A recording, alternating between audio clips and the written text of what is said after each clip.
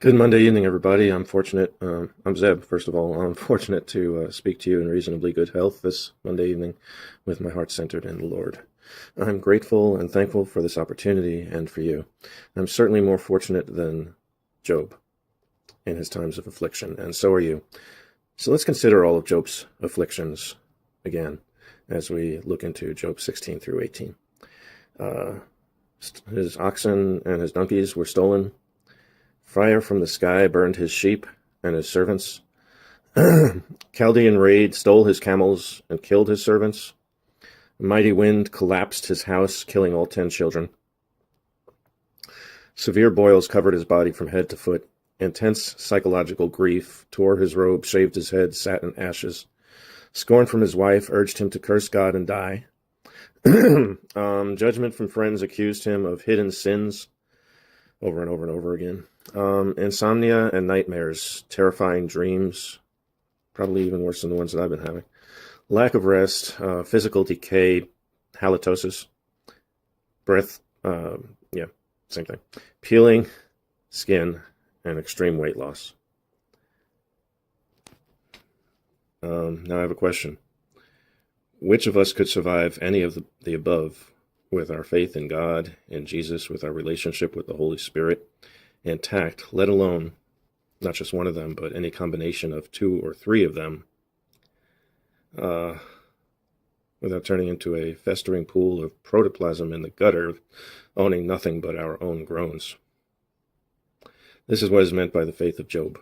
He survived the worst lashing that Satan could dish out, and even worse, and he stayed faithful, saying things such as, "Though he slay me, yet I will trust him." Speaking about God. His stunningly prophetic, shall we call it pre-messianic, because obviously there was no concept of Judaism and yearning for the return of the Messiah, but this is still looking forward to Jesus when he says, "I know that my Redeemer lives." But he knows the way that I take. When he has tested me, I shall come forth as gold. Faith in God and faith in the truth that he knew to be true, that he had not committed any great sin which would have been commensurate with the punishment. Sin is sin, but he knew that he had done nothing that, look, none of us deserve any of the blessings that we have. It's all by God's grace. And he knew that, but he also knew that commensurate with what other people had been experiencing, he didn't commit any great sin that would put him out of God's favor to such a degree. All right. I say unto thee, my brethren, we can do much worse than to start the day being reminded of the faith of Job. The assignment today is to dig into chapters 16 through 18, and so let us begin. Job, having been lashed plenty by Satan and by his accuser friends, finally rebukes the friends in 16 who came to comfort and did only that which Satan does very well, which is accuse. I've heard words like that before, he says in 16 verse 1 and 2. The comfort you give is only torment. So who are his friends working for? Whose name is on their signing bottom of their paycheck? Are you going to keep on talking forever? If you were in my place and I in yours, I could say everything that you're saying. I could shake my head wisely and drown you with a flood of words. And he's absolutely right. Let us keep in mind that prayer to God is always 1,000% better than our own judgments and advisements. So his useless friends, who made matters worse when you couldn't possibly, they came to speak, supposedly to offer comfort. But what they could have done after the 7 days where they were quiet, what they could have started into was prayer. Or they could have started into that immediately. Job then assesses his own situation before the Lord. You have worn me out, God, and have let my family be killed. You have seized me, you are my enemy, by which he means that God is afflicting him and he does not know why. I am skin and bones, and people take that as proof of my guilt. In anger, God tears me limb from limb. He glares at me with hate. People sneer at me. They crowd around and slap my face. God has handed me over to evil people. I was living in peace, but he goes on. And then he says, but I am not guilty of any violence, and my prayer to God is sincere. Again, in pre-messianic implications, Job says, there is someone in heaven to stand up for me and take my side. He knows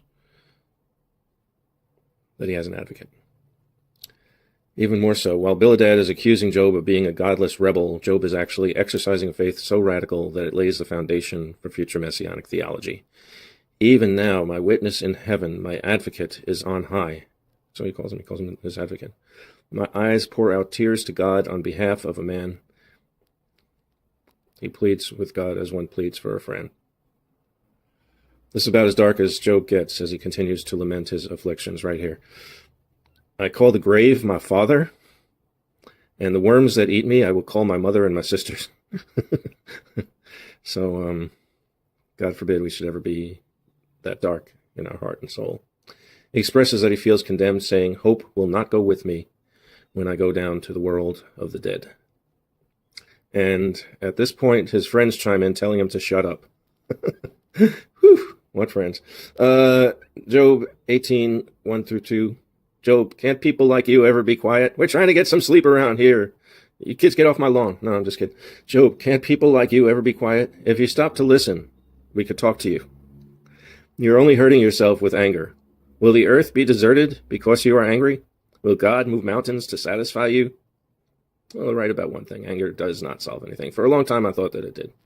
I thought that anger was like a motivating force, a kind of an energy that would get somebody off of their apathetic chair and do something. But actually, prayer is much better, as it turns out.